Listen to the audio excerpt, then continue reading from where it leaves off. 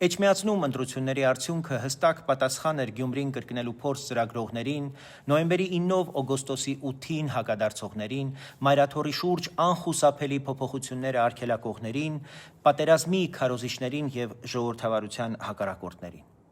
Սա պետության հաղթանակն է, Հայաստանի պետականության ժողովրդավարական կարգի ազատ ընտրության գաղափարի դեմ տարիներով կառուցված դիմադրության նկատմամբ։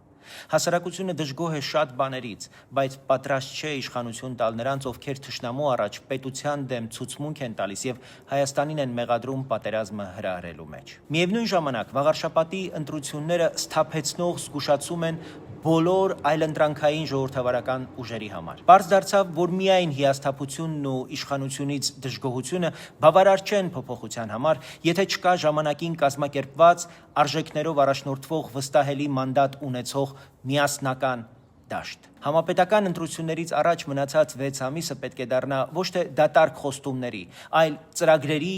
ու պատասխանատվության մրցակցության ժամանակ։ Ժողովրդավարություն,